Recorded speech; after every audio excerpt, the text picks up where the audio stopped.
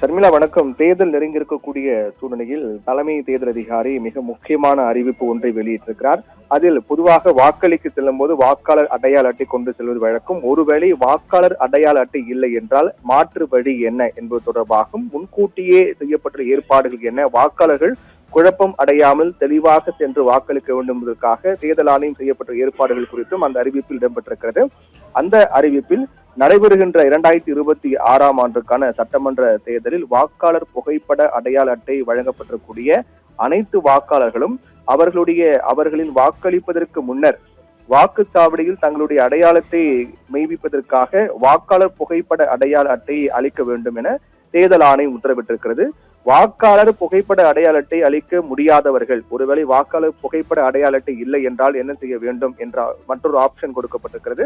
அவர்களுடைய அடையாளத்தை காண்பிப்பதற்காக 12 ஆவணங்கள் கொடுக்கப்பட்டிருக்கிறது. அந்த 12 ஆவணங்கள் ஏதேனும் ஒன்றை கொண்டு செல்லலாம் என்று தேர்தல் ஆணையம் அதிகாரப்பூர்வமாக அறிவித்திருக்கிறார்கள். இந்த 12 ஆவணங்களை பொறுத்தவரை முதல் ஆவணமாக ஆதார் அட்டை கொண்டு செல்லலாம். உங்களுடைய ஆதார் அட்டை கொண்டு செல்லலாம்.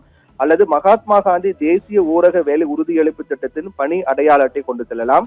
மூன்றாவதாக புகைப்படத்துடன் கூடிய வங்கி அஞ்சலக கணக்கு புத்தகங்கள் கொண்டு செல்லலாம். அதுவும் இல்லை என்றால் தொழிலாளர் நல அமைச்சக திட்டத்தின் கீழ் வழங்கப்பட்ட மருத்துவ காப்பீட்டு அட்டை அல்லது ஆயுஷ்மான் பாரத் மருத்துவ காப்பீட்டு அட்டை கொண்டு செல்லலாம்.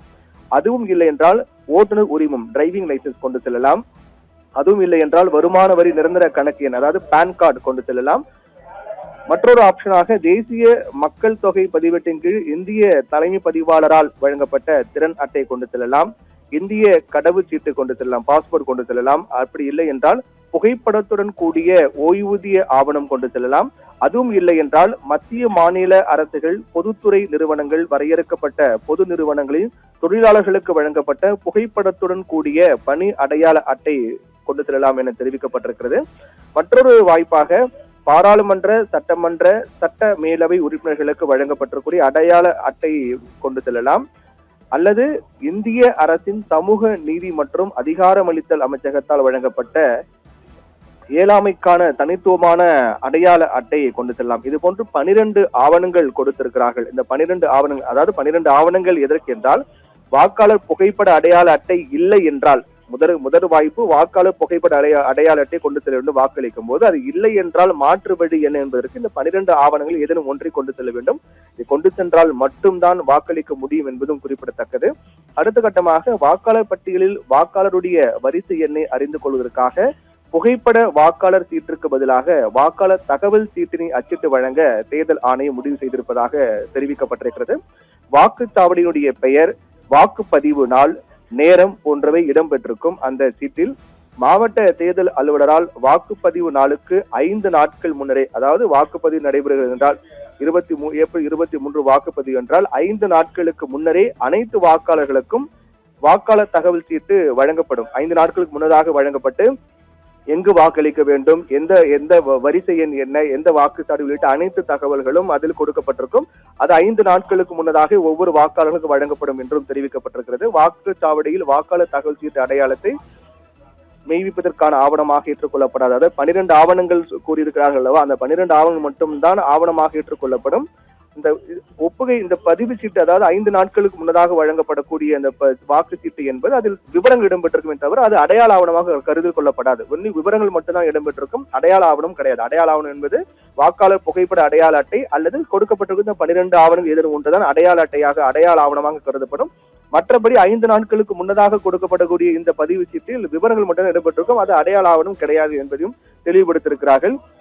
ஒரு வாக்காளர் வேறொரு சட்டமன்ற தொகுதியின் வாக்காளர் பதிவு அதிகாரியால் வழங்கப்பட்ட அடையாள அட்டை வைத்திருப்பதே ஆனால் அந்த அடையாள அட்டையை இந்திய தேர்தல் ஆணையம் காட்டக்கூடிய ஆவணமாக பயன்படுத்தலாம். ஆனால் அந்த வாக்காளருடைய பெயர் அந்த வாக்குச்சாவடிக்குரிய வாக்காளர் பட்டியலில் இடம்பெற்றிருக்க வேண்டும். நீங்கள் எந்த வாக்குச்சாவடி வாக்களிக்க போகிறீர்களோ அங்கு அந்த வாக்காளர் பட்டியலில் உங்கள் பெயர் இடம்பெற்றிருக்க வேண்டும். அப்படி இல்லை என்றால் வாக்களிக்க முடியாது.